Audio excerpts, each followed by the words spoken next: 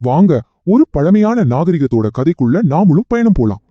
பெரிய பெரிய பேரரசுகள் உருவாகுறதுக்கு முன்னாடியே தெற்குல ஒரு தமிழ் தாளம் ஒழிச்சிட்டு இருந்துச்சு. இந்த நாகரிகம் ஏதோ ஒரு ராஜாவோட கட்டளையால ஆரம்பிக்கல. அது அந்த மண்ணில இருந்தும் அந்த முடிவில்லாத கடற்கரையில இருந்து தான் உருவாச்சு.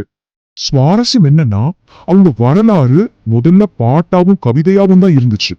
சங்க இலக்கியம்னு சொல்லப்படுற இந்த கவிதைகள் தான் அவங்க உலகத்தை நமக்கு காட்டுது. இந்த கவிதைகள் 3 பெரிய ராஜ்யங்களை பத்தி சொல்லுது. சேரர்கள், சோழர்கள், பாண்டியர்கள். ஒவ்வொருத்தருக்கும் ஒரு சக்தி வாய்ந்த சின்னம் இருந்துச்சு. ஆனா இது வெறும் அமைதியான ராஜாக்கள் இருந்த ராஜ்யம் மட்டும் இல்ல. அவங்க அரசவைகள்ல விவாதம், போட்டி, அதிகாரம்னு ஒரே பரபரப்பா இருந்துச்சு. சரி, இவ்வளவு பரபரப்பான இந்த சமூகம் தனிச்சவா இருந்துச்சா? இல்லவே இல்ல. ஒரு பெரிய வர்த்தக வலையமைப்பு அவங்களை எல்லாத்தோடையும் இணைச்சது. மிளகு, தந்தம், முத்துன்னு இவங்க பொருட்கள் உலக சந்தைகள்ல ரொம்ப பிரபலம். அவங்க கப்பல்கள் பெரிய பெரிய கடல்களை எல்லாம் தாண்டி பயணம் செஞ்சது.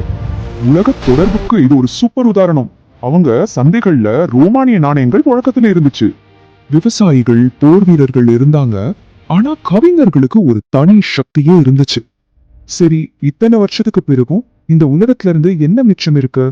வெறும் இடிபாடுகள் மட்டும் இல்ல, அது இன்னைக்கும் வாழ்ந்துட்டு இருக்கிற ஒரு தொடர்ச்சி. 2000 வருஷத்துக்கும் மேல அவங்க மொழி இன்னைக்கும் உயிரோட இருக்கு.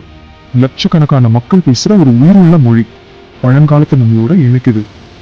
அவங்களோட கதை ஒரு நொடியில உருவானதில்ல, அதுவும் நினைவுகளால கட்டப்பட்டது.